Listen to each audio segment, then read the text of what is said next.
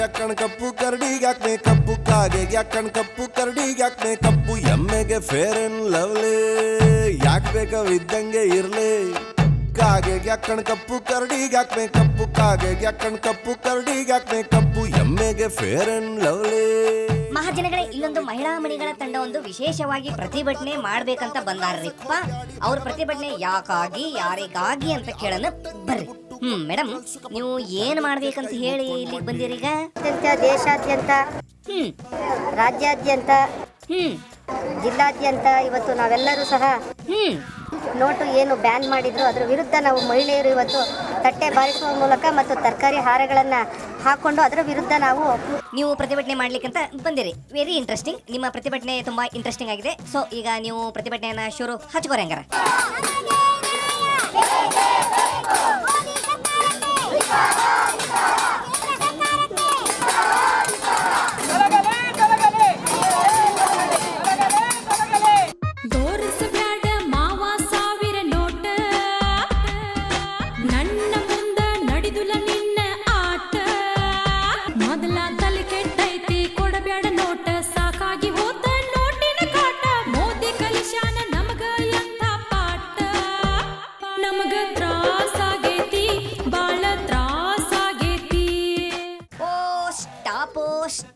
Madam, ನಿಮ್ಮ ಪ್ರತಿಭಟನೆ ನಮ್ಮ ವಾಟಾಳ್ ನಾಗರಾಜ್ ಅವ್ರ ತರ ವೆರಿ ವೆರಿ ಡಿಫ್ರೆಂಟ್ ಆಗಿತ್ರಿ.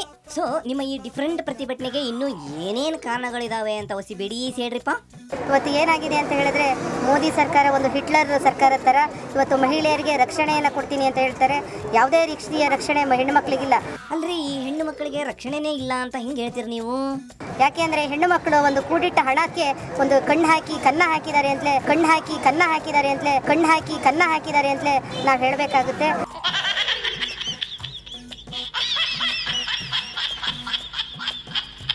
ಅಯ್ಯೋ ರಾಮ ರಾಮ, ನೋಟ್ ಬ್ಯಾನ್ ಆದಾಗಿಂದ ಹೆಣ್ಮಕ್ಳಿಗೆ ಸಿಕ್ಕಾಬಟ್ಟಿ ತ್ರಾಸ ಆಗಾಕತ್ತೇನ್ರಿಪ್ಪ. ಇವತ್ತು ಹೆಣ್ಣು ಮಕ್ಕಳು ಕಣ್ಣೀರಿನಲ್ಲಿ ಕೈ ತೊಳಿತಾ ಇದ್ದಾರೆ. ದೇಶದ ಹೆಣ್ಣು ಮಕ್ಕಳು ಕಣ್ಣೀರಲ್ಲಿ ಕೈ ತೊಳೆಂಗ್ ಮಾಡ್ಬಿಟ್ರು ಮೋದಿ ಅವರು. ಅಲ್ರಿ, ಈ ನೋಟ್ ಬ್ಯಾನ್ ನಿಂದ ಯಾವ ಜನಗಳಿಗೆ ಹೆಚ್ಚಾಗಿ ತೊಂದರೆ ಆಗೈತೆ ಅಂತ ನೀವು? ತರಕಾರಿ ವ್ಯಾಪಾರದವರು, ಹೂವಿನ ವ್ಯಾಪಾರದವರು, ಸಣ್ಣ ಸಣ್ಣ ಪಾನಿಪುರಿ ವ್ಯಾಪಾರದವರು ಇರ್ಬೋದು, ಗೂಡು ಅಂಗಡಿಗಳಿರ್ಬೋದು, ಬಹಳಷ್ಟು ಬಡವರ್ಗದವರು ಇವತ್ತು ಸ್ಥಳಕ್ಕೆ ಹೋಗಿದೆ. ಆರ್ಥಿಕ ಸ್ಥಿತಿ ನಮ್ದು ಬಹಳಷ್ಟು ಹಿಂದೆ ಉಳಿದಿದೆ. 20-25 ವರ್ಷದ ಹಿಂದಕ್ಕೆ ಹೋಗಿದೆ ಅಂತ ಹೇಳಿದ್ರೆ ಅದೇನೋ ತಪ್ಪಾಗ್ಲಾರದು. ಬಿಡ್ರಿ ಮೇಡಮ್, ನಾವು ಆದಷ್ಟು ಬೇಗ ಮೋದಿ ಅವರನ್ನ ಭೇಟಿ ಮಾಡಿಬಿಟ್ಟು ಆರ್ಥಿಕ ಪರಿಸ್ಥಿತಿಯನ್ನ 25 ವರ್ಷಕ್ಕೆ ಮುಂದಕ್ಕೆ ತಗೊಂಡು ಹೋಗ್ಬಿಡ್ರಿ ಅಂತ ಹೇಳ್ಬಿಡ್ತೀವಿ. ಹೆಬ್ಬಾಳ್ಕರ್ ಮೇಡಮ್, ನೋಟ್ ಬ್ಯಾನ್ ಬಗ್ಗೆ ಈ ಮಹಿಳೆಯರ ತಂಡ ಹಿಂಗೆಲ್ಲ ಹೇಳಿದ್ರಿಪ್ಪ. ಇದಕ್ಕೆ ನೀವಿನ್ನು ಹೆಂಗೆ ಸಪೋರ್ಟ್ ಕೊಟ್ಟು ಮಾತಾಡ್ತೀರ? ಮಾತಾಡ್ರಿ. ದೇಶದ ಯಾವೊಬ್ಬ ಆರ್ಥಿಕ ತಜ್ಞನ ಹತ್ರ ಚರ್ಚೆ ಮಾಡಿದೆ. ಓಹೋ, ಮುಂದೆ ದೇಶದ ಸಂವಿಧಾನಾತ್ಮಕವಾಗಿ ರಚನೆ ಆದಂತ ಸಂಸದೀಯ ಮಂಡಳಿ ಹತ್ರ ಚರ್ಚೆ ಮಾಡಿದೆ.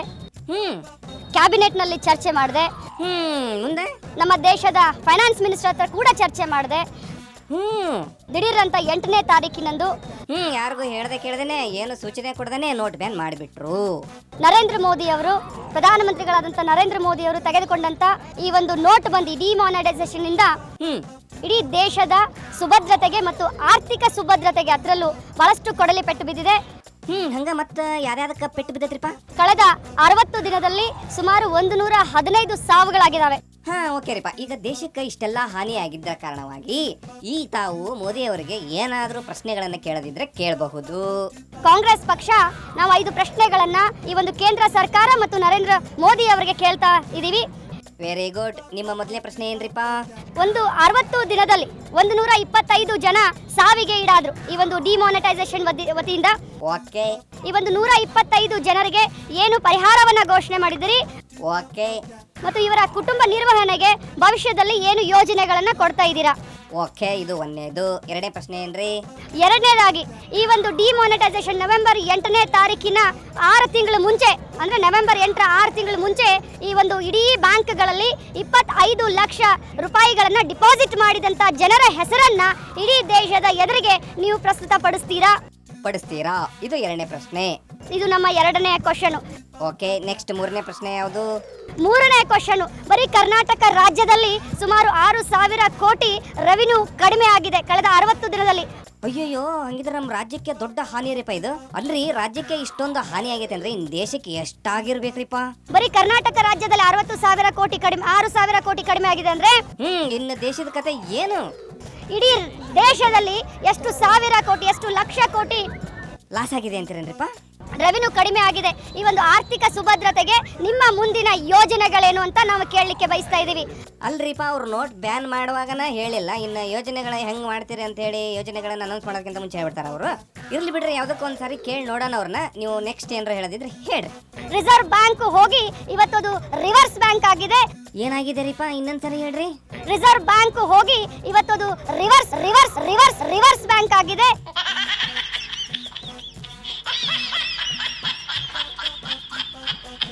ಅಲ್ಲೇ ಈ ಬ್ಯಾಂಕ್ ಹಿಂಗ ರಿವರ್ಸ್ ಆಗ್ಬಿಟ್ಟದ ಅಂತಂದ್ರೆ ಇನ್ನ ಜನಗಳ ಕತೆ ಹೆಂಗ್ರಿಪ್ಪ? ಜನರ ಮನಸ್ಸಿನಲ್ಲಿ ಒಂದು ತರ ಭಯದ ವಾತಾವರಣ ಆಗಿದೆ. ಅದು ಆಗ್ಬೇಕಾಗಿದ್ದ ಬಿಡ್ರಿ. ಈ ಭಯ ಅನ್ನೋದು ಸಾಮಾನ್ಯ ಜನರಿಗೆ ಕಮ್ಮಿ ಆಗಿದ್ರು ಕೂಡ ಬೇರೆ ಅವರಿಗೆ ಮಾತ್ರ ಸಿಕ್ಕಾಪಟ್ಟಿ ಭಯ ಆಗ್ಬಿಟ್ಟೈತ್ರಿಪ್ಪ. ಅಲ್ರಿ, ಈ ನೋಟ್ ಬ್ಯಾನ್ ಆದ್ಮೇಲೆ ದೇಶದೊಳಗೆ ಏನೇನಾತಂತ ಸಿಕ್ಕಾಪಟ್ಟಿ ಸ್ಟಡಿ ಮಾಡಿಬಿಟ್ರಿ ನೀವು. ಇನ್ನು ಏನೇನಾಗಿತ್ತು ಹೇಳ್ರಿಪ್ಪ, ಸ್ವಲ್ಪ ಬಿಡಿಸಿ. ಆರ್ಥಿಕ ಸ್ಪಷ್ಟತೆ ಯಾರ ಹತ್ರನೂ ಇಲ್ಲ. ಯುವಕರಿಗೆ 1 ವರ್ಷಕ್ಕೆ 2 ಲಕ್ಷ ಉದ್ಯೋಗಗಳನ್ನ ಸೃಷ್ಟಿ ಮಾಡ್ತೀನಿ ಅಂತ ಹೇಳಿ ಕಳೆದ ಲೋಕಸಭಾ ಚುನಾವಣೆಯಲ್ಲಿ ಗೆದ್ದು ಬಂದಂತ ನರೇಂದ್ರ ಮೋದಿ ಅವರು ಈಗ ಏನ್ ಮಾಡಿದ್ರಿಪ್ಪ? ನೋಟ್ ಬಂದಿಯ ನಂತರ ಸುಮಾರು 4 ಲಕ್ಷ ಯುವಕರು ನಿರುದ್ಯೋಗಿಗಳಾಗಿದ್ದಾರೆ. ಆಗಲ್ಲ ನೀವೇ ಹೇಳಿದ್ರಲ್ರಿಪ್ಪ, ಈ ರಿಸರ್ವ್ ಬ್ಯಾಂಕ್ ರಿವರ್ಸ್ ಬ್ಯಾಂಕ್ ಆದಂಗ ಈ ಮೋದಿ ಅವ್ರನ್ನ ಏನಾಗ್ಬಿಟ್ರ ಅಂದ್ರೆ ರಿವರ್ಸ್ ಆಗ್ಬಿಟ್ಟವ್ರೆ. ಎಲ್ರು ಹಿಂಗ ರಿವರ್ಸ್ ಆಗ್ಬಿಟ್ರೆ ಹೆಂಗ್ರಿಪ್ಪ ಜೀವನ? ಲಾಡ ಸಾಹೇಬ್ರೆ, ನೀವೇನು ಹೇಳ್ತೀರಿ ಹೇಳ್ರಿಪ್ಪ. ಇವತ್ತು ಇಲ್ಲಿ ಇರ್ತಕ್ಕಂಥ ವಿಚಾರಗಳು ಅನೇಕ ಇದಾವೆ. ಅಯ್ಯೋ ಅಯ್ಯೋ ಅಯ್ಯಯ್ಯೋ, ಈ ಎಲ್ಲಾ ವಿಚಾರಗಳನ್ನ ಕೇಳಾಕ ಈಗ ನನ್ನ ಹತ್ರ ಟೈಮ್ ಇಲ್ರಿಪ್ಪ, ಪ್ಲೀಸ್. ಸಂಕ್ಷಿಪ್ತವಾಗಿ ಮಾತನಾಡಲಿಕ್ಕೆ ಇಚ್ಛೆ ಪಡ್ತೀನಿ. Very good. ಯಾವ ನೋಟ್ ಬಂದಿಯ ಉದ್ದೇಶ ನರೇಂದ್ರ ಮೋದಿ ಇತ್ತು, ಅದು ಸಂಪೂರ್ಣ ವಿಫಲ ಆಗಿದೆ. ಈ ಮಾತನ್ನ ಹೆಬ್ಬಾಳ್ಕರ್ ಮೇಡಮ್ ಅವರು ಈಗ ಹೇಳಿದ್ರು. ಬೇರೆ ಏನ್ರ ಇದ್ರೆ ಹೇಳ್ರಿ. ಇಡೀ ಭಾರತ ದೇಶದಲ್ಲಿ ಸರ್ಕಾರ ನಡೀತಾ ಇದ್ರೆ ಅದು ಕೇವಲ ಮೋದಿ ಒಬ್ಬರೇ ನಡೆಸ್ತಾ ಇರ್ತಾರೆ ಅಂತ ಹೇಳಿ ಒಂದು ಸಿಂಗಲ್ ಮ್ಯಾನ್ ಆರ್ಮಿ, ಒಂದೇನೋ ಡಿಕ್ಟೇಟರ್ಶಿಪ್ ನನ್ನ ತೋರಿಸ್ತಕ್ಕಂಥದ್ದು ಇಲ್ಲಿ ಮೇಲ್ನೋಟದಲ್ಲಿ ಕಾಣ್ತದೆ.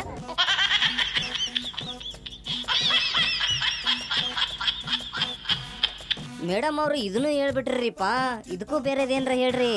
ಅದಕ್ಕಾಗಿ ಇವತ್ತು ಈ ದೇಶದ ಎಕಾನಮಿ ಬಹಳಷ್ಟು ಹದಗೆಟ್ಟು ಹೈದರಾಬಾದ್ ಆಗೈತಿ ಅಂತೀರಿ. ಏನ್ ಮಾಡಿದ್ರಿಪ್ಪ ನೀವು? ಮೇಡಮ್ ಏನ್ ಹೇಳ್ಯಾರ ಅದನ್ನು ನೀವೇ ಹೇಳಾಕತ್ಬಿಟ್ರಿ. ಎಲ್ಲರೂ ಸೇರಿ ನೀವು ಬಾಯ್ಪಾಟ್ ಹಾಕೊಂಡ್ ಬಂದಂಗೆ ಕಾಣಿಸ್ತೈತಿ. ಅದಕ್ಕೆ ಇಷ್ಟಕ್ಕೆ ಸಾಕ್ಬಿಡ್ರಿಪ್ಪ.